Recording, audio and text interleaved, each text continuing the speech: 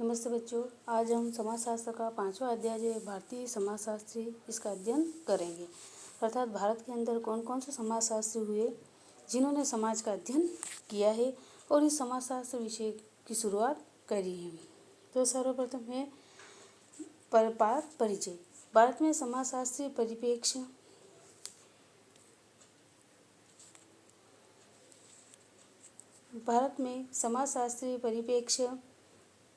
परिप्रेक्ष्य में सोच विचार 100 वर्षों से कुछ पुराना है। यानी कि समाज के बारे में जो इसके क्षेत्रों के बारे में सोच विचार 100 वर्षों से भी पुराना अध्ययन माना जाता है। लेकिन विश्वविद्यालयों में समाजशास्त्र की औपचारिक शिक्षा 1919 ईस्वी में मुंबई विश्वविद्यालय में प्रारंभ हुई। यानी कि सबसे पहले समाजशास्त्र की जो शुरुआत हुई इस विषय की शुरुआत 1919 में बम्बई विश्वविद्यालय में प्रारंभ हुई। सन 1920 में 2 अन्य विश्वविद्यालय कलकत्ता तथा लखनऊ में समाजशास्त्र मानव विज्ञान में शिक्षण तथा शोधकर्ता प्रारंभ किया। आज प्रत्येक प्रमुख विश्वविद्यालय में समाजशास्त्र विज्ञान, सामाजिक मानव विज्ञान विभाग है।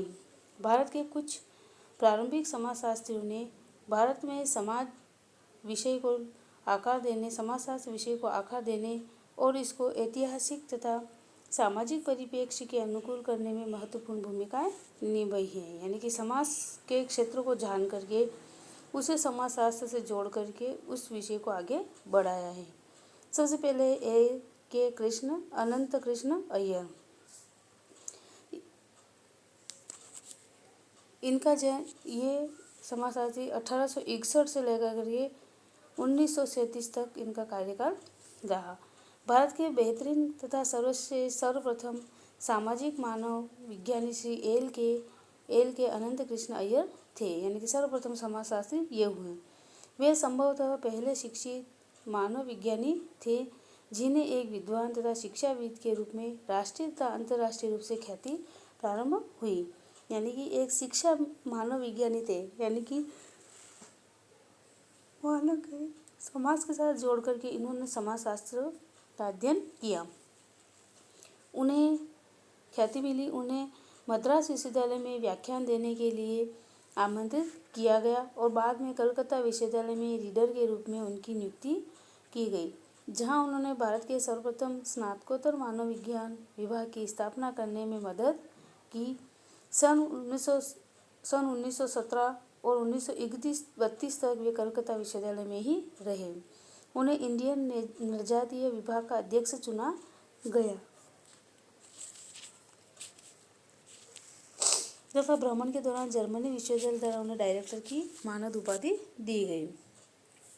फिर है शरद चंद्र रॉय। शरद चंद्र रॉय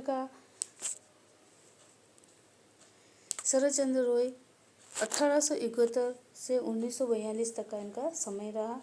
शरद चंद्र रॉय एक अन्य मानव विज्ञानी हैं जो भारत में इस वर्ग में अग्रणी थे तथा अकस्मात मानव विज्ञानी बने।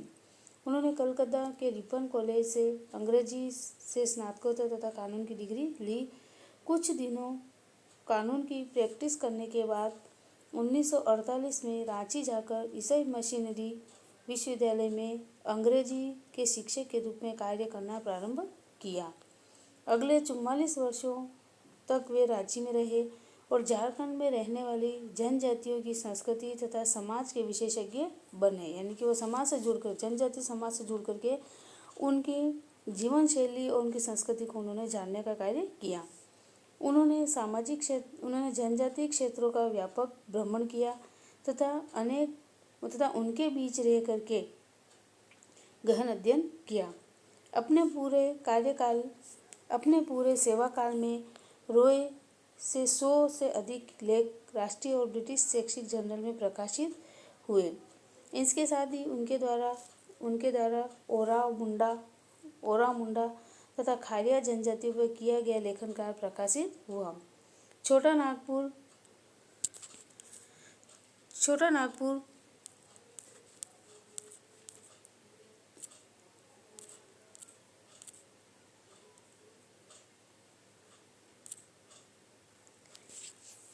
अध्ययन किया। इसके साथ ही मुंडा खरिया जनजातियों पर पर किया गया लेखन कार्य प्रकाशित हुआ। छोटा नागपुर के विशेषज्ञ के रूप में उनको उन्नत कार्यचंद्र पहचान बनी। 1922 में उन्होंने मैन इन इंडिया नामक मानक जर्नल की स्थापना करी। इस प्रकार अनंत कृष्ण अय्यर और शरद चंद्र रॉय दोनों इस क्षेत्र के अग्रणी विद्वान थे, यानी कि इन दोनों ने समाज से जुड़ी जातियों का गहन अध्ययन किया। दोनों ने ऐसे विषय पर कार्य आरंभ किया जो भारत में अभी तक विद्यमान नहीं था। दोनों का जन्म तथा मृत्यु अंग्रेजों द्वारा शासित भारत में हुई। फिर आगे जी.एस. घुर्ये। इनकी जीवनी है। जी.एस. घुर्ये का जन्म 12 दिसंबर 1983 को मालवाना पश्चिम भारत के कोंकण तटीय प्रदेश में एक छोटे से कस्बे में हुआ। 1918 में आपने एल्फिंस्टन कॉलेज मुंबई से संस्कृत और अंग्रेजी में स्नातकोत्तर की उपाधि धारण की। 1919 में लंदन के स्नातकोत्तर अध्ययन हेतु स्नातकोत्तर समाजशास्त्र के अध्ययन हेतु चयनित हुए और 1922 में समाजशास्त्र में पीएचडी की। उपाधि प्राप्त कर वापस मुंबई आ गए। इनकी पीएचडी का विषय था caste and race in India, यानी कि समाज से जुड़ी और भारत को समाज से जोड़ने के जो जनजातियाँ थी उनका अध्ययन किया। 1924 में मुंबई विश्वविद्यालय में रीडर तथा विभागाध्यक्ष के रूप में नियुक्त हुए और अगले 35 वर्ष तक यहाँ रहे। आपने मुंबई विश्वविद्यालय में 1936 में समाजशास्त्र विषय में जब पीएचडी की उपाधि प्रारंभ की। जी.आर. मदान को घुर्ये के निर्देशन में समाजशास्त्र के प्रथम पीएचडी दी गई, यानी कि प्रथम पीएचडी धारण करने वाले समाजशास्त्री थे। 1945 में आपने पूर्णकालीन समाजशास्त्र का पाठ्यक्रम आरंभ किया। 1951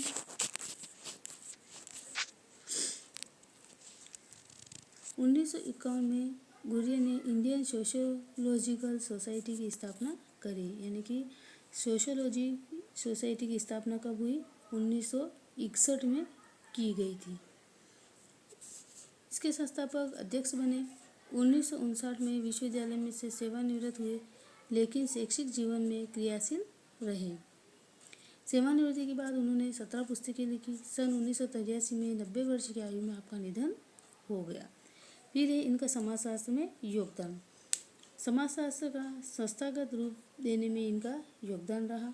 जी.एस. घुर्ये को भारत में समाजशास्त्र को एक संस्थागत रूप में स्थापित करने का श्रेय जाता है।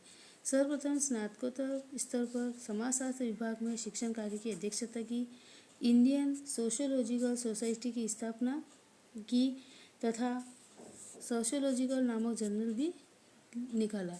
समाजशास्त्र का एक भारतीय विषय के रूप में पोषण किया। फिर 2 मुख्य कार्यक्रम लागू किए। पहला है एक ही संस्था द्वारा सक्रिय रूप से शिक्षण तथा शोध कार्य किया जाना, और दूसरा था सामाजिक मानव विज्ञान और समाजशास्त्र को एक बृहत वर्ग के रूप में स्थापित करना। फिर आगे है इनके विशिष्ट कार्य। घुर्ये की पहचान जाति और प्रजाति पर उनके किए गए बेहतरीन कार्य से होती है, यानी कि उन्होंने जाति और प्रजाति के ऊपर कार्य जो किए, उनका अध्ययन जो किया, उनके लिए उन्हें जाना जाता है। एक प्रमुख विषय जिस पर घुर्ये ने कार्य किया वह था जनजाति अथवा आदिवासी संस्कृति। इस कार्य में उन्हें समाजशास्त्र शिक्षा की दुनिया से बाहर एक पहचान दी।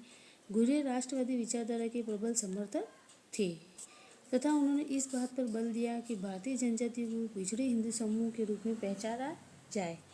इसके अतिरिक्त इन्होंने बृहद विषयों जैसे नातेदारी, परिवार और विवाह, संस्कृति, सभ्यता, नगरों की ऐतिहासिक भूमिका, धर्म तथा संघर्ष और एकीकरण और समाजशास्त्र आदि पर कार्य किया।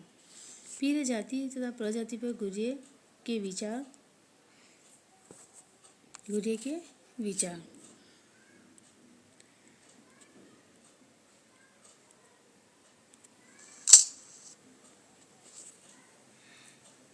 जाति तथा प्रजाति पर घुर्ये ने अपने डायरेक्ट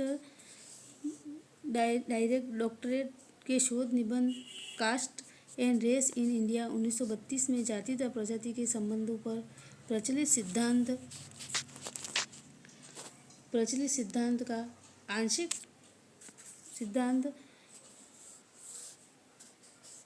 प्रजाति संबंधी लिखते हैं, संबंध प्रचलित सिद्धांत को विस्तारपूर्वक आलोचना की। फिर है रिजेल के प्रजाति सिद्धांत को आंशिक मानना। रिजले का तर्क था कि जाति का उद्भव प्रजाति से हुआ होगा, क्योंकि विभिन्न जाति समूह किसी विशिष्ट प्रजाति से संबंधित लगते हैं। सामान्य रूप से उच्च जातियाँ भारतीय आर्य प्रजाति की विशिष्टता से मिलती है और निम्न जातियों में अनार्य जनजातियों मंगोल प्रजाति के गुण देखने को मिलते हैं। फिर है घुर्रे ने रिजेल के तर्कों का अंशतः सत्य माना और कहा कि प्रजाति शुद्धता केवल उत्तर भारत में ही बची हुई है, क्योंकि वहाँ अंतर्विवाह निषिद्ध था। शेष भारत में अंतर्विवाह का प्रचलन उन वर्गों में हुआ जो प्रजाति स्तर पर वैसे ही भिन्न थे। फिर है जाति की विशेषताएं, यानी कि जाति की क्या क्या विशेषताएं होती हैं। घुर्रे ने जाति की 6 विशेषताएं बताई है, यानी कि घुर्रे ने 6 विशेषता बताई है। जाति एक ऐसी संस्था है जो खंडीय विभाजन पर आधारित होती है। फिर दूसरा है जातिगत समाज सोपानिक विभाजन पर आधारित होते हैं। संस्था के रूप में सामाजिक अंतःक्रिया पर प्रतिबंध लगाती है, विशेषकर साथ बैठकर भोजन करने पर। जाति व्यवस्था में विभिन्न जातियों के लिए भिन्न भिन्न अधिकार तथा कर्तव्य निर्धारित होते हैं। जाति व्यवसाय के चुनाव को भी सीमित कर देती है, जन्मगत तथा वंशानुगत व्यवसाय पर बल देती है। फिर जाति अंतर्विवाह पर कठोर प्रतिबंध लगाती है। फिर आगे है डीपी मुखर्जी। लखनऊ विश्वविद्यालय में समाजशास्त्र विभाग का संचालन प्रसिद्ध देव राधा कमल मुखर्जी, डीपी मुखर्जी तथा डीएन मजुमदार द्वारा आयोजित किया जा रहा है। इनमें डीपी मुखर्जी ने सर्वाधिक लोकप्रियता अर्जित की। इनकी जीवनी 5 अक्टूबर 1894 को एक मध्यवर्गीय बंगाली ब्राह्मण परिवार में जन्म, विज्ञान में स्नातक कलकत्ता विश्वविद्यालय से इतिहास तथा अर्थशास्त्र में स्नातक की उपाधि धारण करी। 1924 में लखनऊ विश्वविद्यालय के अर्थशास्त्र तथा समाजशास्त्र विभाग में लेक्चरर के पद पर नियुक्ति हुई। लखनऊ विश्वविद्यालय में 32 वर्ष तक अध्ययन कार्य किया। स्वतंत्रता के पूर्व 1935 के एक्ट के अंतर्गत 1937 के चुनाव में जब उत्तर प्रदेश में कांग्रेस सत्ता में आई तो कुछ समय के लिए आप सूचना विभाग के निदेशक बनकर चले गए। यहाँ आपने अर्थशास्त्र और सांख्यिकी ब्यूरो की स्थापना करी थी। आप इंडियन सोशियोलॉजिकल एसोसिएशन के संस्थापक सदस्य थे। सन 1947 में वे उत्तर प्रदेश सम जांच समिति के सदस्य भी रहे। सन 1949 में वे लखनऊ विश्वविद्यालय में प्रोफेसर बने तथा 1953 में अलीगढ़ विश्वविद्यालय में अर्थशास्त्र विभाग के अध्यक्ष के रूप में नियुक्त हुए। वहाँ 5 वर्ष तक कार्य करते रहे। उन्होंने सन 1955 में अखिल भारतीय समाजशास्त्री संगठन की अध्यक्षता की। सन 1961 में आपका निधन हो गया। फिर आ गया है डीपी मुखर्जी का भारत में समाजशास्त्र में योगदान। मार्क्स के द्वंद्ववाद के पक्षधर, यानी कि ये मार्क्स के जो द्वंद्वदार जो है उनके पक्षधर ये थे, यानी उनका पक्ष भी ये उनके पक्ष में थे। डॉक्टर डीपी मुखर्जी का कहना है कि मार्क्स की द्वंद्वात्मक पद्धति भारत के लिए अत्यधिक उपयुक्त पद्धति है। मार्क्स के सामाजिक विश्लेषण के तरीकों में डॉक्टर मुखर्जी विश्वास करते थे। इनके माध्यम से भारत की परंपराओं, प्रतीकों, प्रतिमानों व सामाजिक सांस्कृतिक क्रियाओं का अध्ययन संभव है। फिर ये भारतीय समाज परिवर्तन में परंपराओं का महत्व है। उनका कहना था कि भारतीय समाजशास्त्री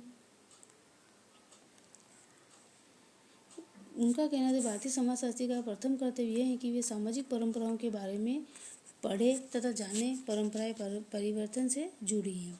परंपराओं ने अपने आप को भूतकाल से जोड़ने के साथ ही वर्तमान में अनुरूप भी डाला था। वे समय के साथ विकसित होती रही, यानी कि समाज की जो परंपराएं हैं वो समाज के साथ में आगे बढ़ती रहती हैं। उनका कहना था कि भारतीय सामाजिक व्यवस्था की दिशा मुख्यतः संप्रदाय तथा जाति के क्रियाकलापों द्वारा निर्धारित होती है, न कि स्वैच्छिक व्यक्तिगत कार्यों से, यानी कि व्यक्ति की इच्छा के अनुसार सामाजिक परिवर्तन नहीं होते हैं। प्रत्येक समाज में परिवर्तन के आंतरिक तथा बाह्य स्रोत हमेशा मौजूद रहते हैं, यानी कि परिवर्तन समाज के अंदर परिवर्तन के लिए आंतरिक यानी कि समाज के अंदर के रहने वाले लोग और बाहर के लोग जो थे उनमें स्रोत हमेशा मौजूद रहते हैं, यानी कि सभी चाहते हैं तभी जाकर समाज में परिवर्तन होते हैं। भारतीय समाज में परिवर्तन का स्रोत जो है वो है परंपराएं हैं। भारतीय संदर्भ में वर्ग संघर्ष जाति परंपराओं से प्रभावित होता है और उसे अपने में सम्मिलित कर लेता है। भारतीय परंपरा में परिवर्तन के 3 सिद्धांतों को मान्यता दी गई है। अतः 3 सिद्धांतों को मान्यता दी गई है। पहला है श्रुति, स्मृति और अनुभव। इसमें अनुभव क्रांतिकारी सिद्धांत है। अतः भारतीय समाज में परिवर्तन का सर्वप्रमुख सिद्धांत जो है समूह का सामूहिक अनुभव था, समूह का सामाजिक अनुभव था। भारत में संघर्ष तथा विद्रोह सामूहिक अनुभव के आधार पर कार्य करते हैं। स्मृति और श्रुति की उच्च परंपराओं को भी समय समय पर समूह और संप्रदायों के सामूहिक अनुभव द्वारा चुनौती दी जाती रही है। परंपराएं लचीली होती हैं, यानी परंपराओं में बदलाव होता रहता है, इसलिए संघर्ष के दबाव में वे टूटी नहीं बल्कि परिवर्तन होती रहती है। परिवर्तन की यह प्रक्रिया जहाँ संघर्ष परंपराओं की सीमाओं में रहता है, ढेर जातिगत समाज का लक्षण है, जहाँ वर्गों को बनने तथा वर्ग चेतना को अवरोधित कर दिया गया है। बस आज इतना ही। धन्यवाद।